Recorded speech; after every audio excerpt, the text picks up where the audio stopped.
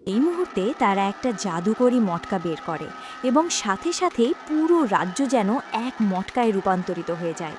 রাজা, রাজকুমার সবাই মটকায় বন্দী হয়ে যায়। ও দিনের পর থেকে যারা আমার লোভে ছুঁয়েছে সবাই এই মটকার ভেতরে বন্দী হয়ে যায়। বাবারে বাবা, তোমার সাথে সত্যিই অনেক বড় অন্যায় হয়েছে। মানে রাজার রাজপুত্র তোমার সাথে খুব বড় অন্যায় করেছে। কিন্তু এটা বলো, এর শাস্তি তুমি পুরো গ্রামের মানুষকে কেন দিচ্ছ? ওদের কি দোষ? দোষ এক একজনের হয়, কিন্তু শাস্তি পুরো রাজ্যকে ভুগতে হয়।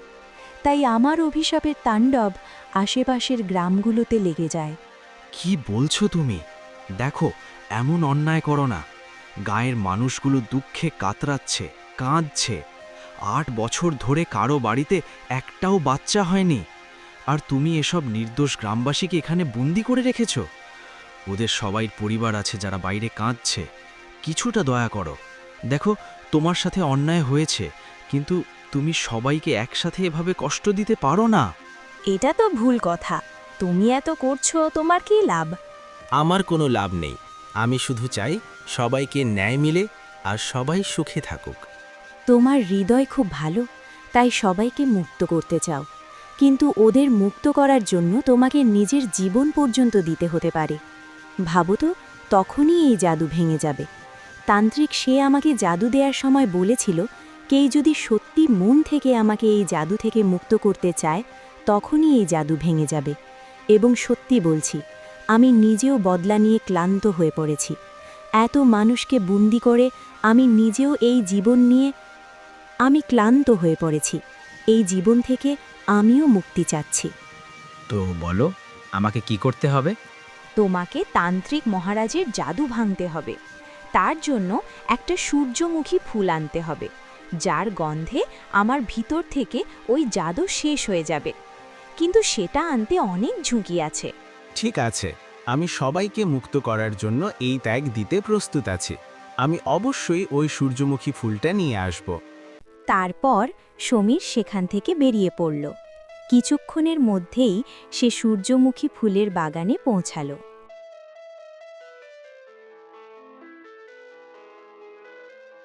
আচ্ছা, এইটা কি ফুল? কালো রঙের ফুল? বাবারে বাবা, আমি তো আজীবন এমন ফুল কখনো দেখিনি। সাধারণত সূর্যমুখী ফুল হলুদ রঙের হয়।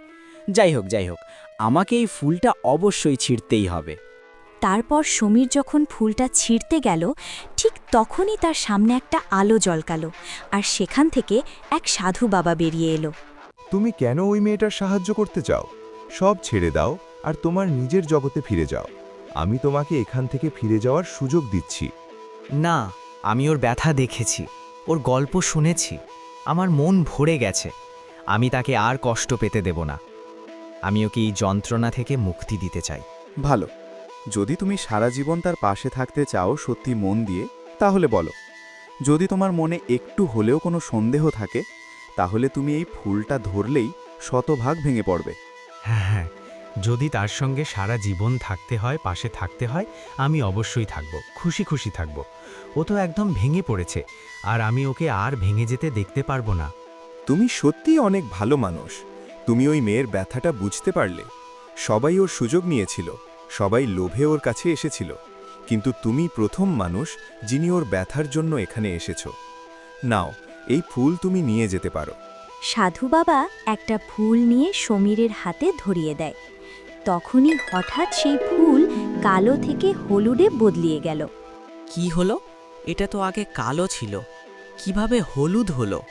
কারণ আগে এই ফুলটা শক্তিতে তৈরি ছিল, আর তোমার স্বচ্ছ ভালোবাসা আর ভালো মনোভাবের কারণে এটা হলুদে পরিণত হলো। তোমার মধ্যে কোনো ছলনা নেই, কাপড় নেই। এ কারণেই এই শক্তি মুক্ত হয়ে গেছে। এখন যেই মধ্যে তারা এই ফুলের গন্ধ নেবে, মটকার দুনিয়া ভেঙে পড়বে, আর সবাই আসল দুনিয়ায় ফিরে আসবে।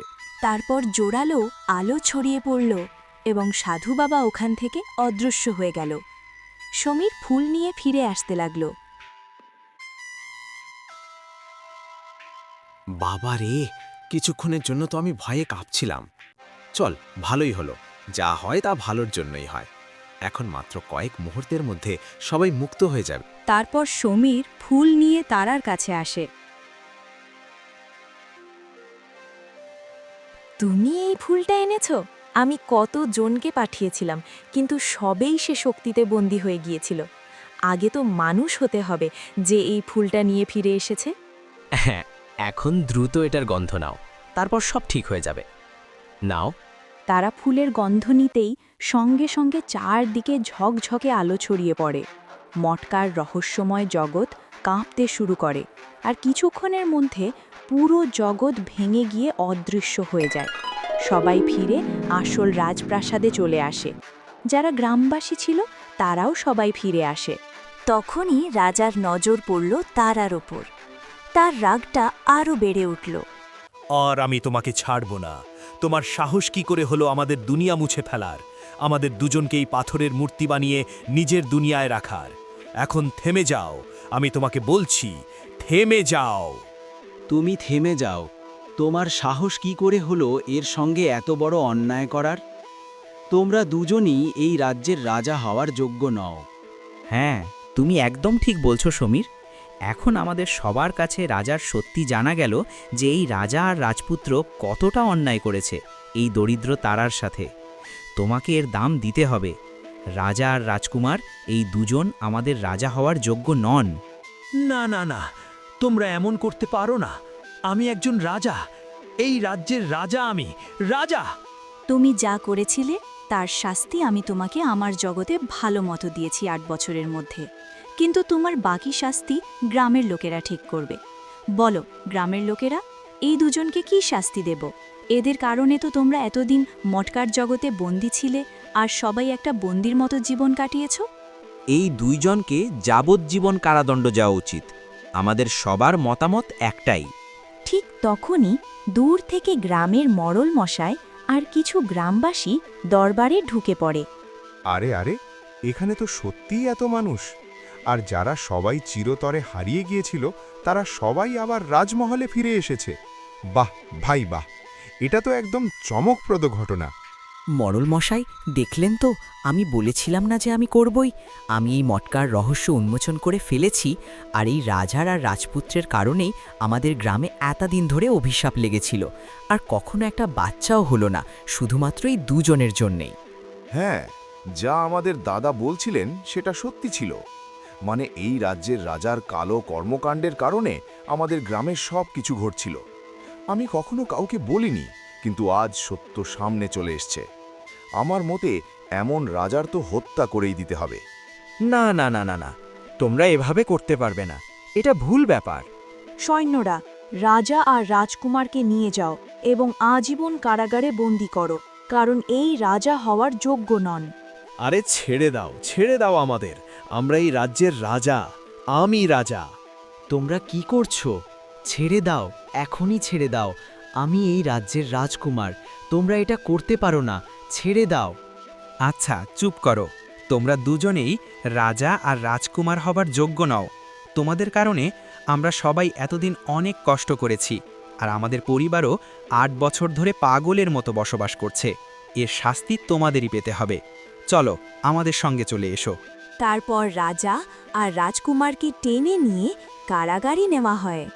হ্যাঁ, তো এখন এই রাজ্যের নতুন রাজা বাছাই করার সময় এসেছে। গ্রামবাসীরা, তোমরা সবাই বেছে নাও এই রাজ্যের রাজা কে হবে। এই রাজ্যের রাজা হবার যোগ্য তো সমীরই। সমীর এত বড় রহস্য উদ্ঘাটন করেছে, তাই এই রাজ্যের রাজা হবে সমীর। হ্যাঁ, একদম ঠিক বলেছ। সমীরই এই রাজ্যের রাজা হবার যোগ্য, কারণ ও সবাইকে মুক্তি দিয়েছে, আর এই ঘৃণ্য রাজা আর রাজকুমার দুজনকেই তাদের সঠিক শাস্তি পেতে হয়েছে, আর আমাদের গ্রাম থেকে এই অভিশাপও চলে গেছে। সেই জন্য আসল রাজা হবার অধিকার শুধুমাত্র সমীরের আছে। হ্যাঁ, আমিও চাই যে তুমি রাজ্যের রাজা হও, আর যা আগের রাজা অন্যায় করেছিল তুমি কখনো সেটা করো না। এক ভালো রাজা হয়ে এই রাজ্যে রাজত্ব করো, বুঝেছ? ঠিক আছে, আমি এই রাজ্যের রাজা হবই, কিন্তু আমি তোমাদের সঙ্গে মিলে এই রাজ্যকে সঠিক পথে নিয়ে যেতে চাই। তারা, তুমি কি আমার বউ হবে? তুমি কি বলছো সমীর? আমি তো একবার মা হয়েছি, আর তোমার সঙ্গে বিয়ে করব কিভাবে? এটা ঠিক হবে না। দেখো, ওটা তোমার সঙ্গে একটা প্রতারণা ছিল, আর তোমার মন খুবই ভালো। আমি এই ব্যাপারে জানতে চাই না যে তোমার আগের জীবনে কি হয়েছে। আমি শুধু তোমাকে আমার স্ত্রী হিসেবে গ্রহণ করতে চাই। আচ্ছা, এটা তো খুব ভালো খবর তারা। আর তোমার সঙ্গে আগেও অনেক ভুল হয়েছে। আমরা সবাই খুব খুশি হব যদি তুমি এই রাজ্যের রানী হয়ে আমাদের সঠিক পথ দেখাও। আর সমীর যা করেছে তারপরে তোমরা দুজনেই বিয়ে করে ভালো জীবন কাটাতে পারো। ঠিক আছে, তোমরা যদি এত বলো তাহলে আমি এই বিয়ে করতে রাজি আছি। তারপর খুব কম সময়ের মধ্যে পুরো রাজ্যে আনন্দের ঢেউ ছড়িয়ে পড়ে। সমীর আর তারার দারুণ আড়ম্বরের বিয়ে হয়ে গেল। ওদিকে গ্রামের নিলয়ের বাড়িতে সুখবর এলো। আরে, এটা কি হলো? আমার বাড়িতে একবারেই 2টা বাচ্চা জন্ম নিল। হাই উপরওয়ালা, এটা তো অনেক বড় খুশির খবর। আরে ভাই, দেখো তো, আমাদের গ্রামেও বাচ্চা জন্ম দিতে শুরু করলো। আমাদের গ্রামে আবার সুখ সমৃদ্ধি ফিরে এলো। ওপরওয়ালা আমাদের গ্রামকে এইভাবে সব সময় সুখী রাখুক। সেই দিন থেকে সবাই খুব খুশিতে থাকলো। প্রিয় দর্শক, যদি তোমাদের কাছে এই গল্পটা ভালো লাগে তাহলে ভিডিওটায় লাইক দিয়ে কমেন্টে জানিও কেমন লেগেছে গল্পটা। আর এমন মজার গল্পের জন্য আমাদের চ্যানেল পিআর অ্যানিমেশন গল্পকে সাবস্ক্রাইব করে পাশে থেকো।